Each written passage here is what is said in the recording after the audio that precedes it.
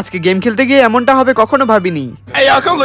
তো আজকের গল্পটা শুরু থেকে বলা যাক। আমি সকাল সকাল হাওয়া খাওয়ার জন্য একটু ফোনটা নিয়ে বেরিয়ে যাই। দেন আমি চলে আসি এই জায়গাতে অল্প হাওয়া খেতে, কিন্তু তখনই দেখতে পাই এখানে আমার বন্ধুরা আগে থেকে এসে গেম খেলতেছে। তারপরে আমি দেখতে পাই প্রতীক তো জোনের মধ্যে ফেসে গেছে। তখনই আমি প্রতীককে একটা ভালো কথা বোঝাই।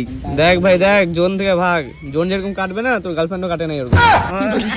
দেন আমাদের গেম খেলা শেষ হতেই যখন আমরা বাড়ি যাবো, তখনই আমার দেখা হয়ে যায় আমাদের দেবের সাথে। তারপর দেবকে নিয়ে আমরা একসাথে চলে গেলাম বাড়ির উদ্দেশ্যে।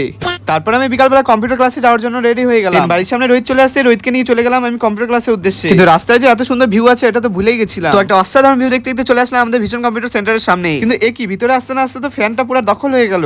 এরা তো পারলে হাওয়া খাওয়ার জন্য ফ্যানের উপরে বসে যাবে। যাই হোক, তারপর ক্লাস স্টার্ট হয়ে যাওয়া সত্ত্বেও দেখি আমাদের মহানায়ক তো গেমে র্যাঙ্ক পুশ করতেছে। শুধু ম্যাম দেখলে মহানায়ককে কিল করে দিবে ওটা আলাদা ব্যাপার।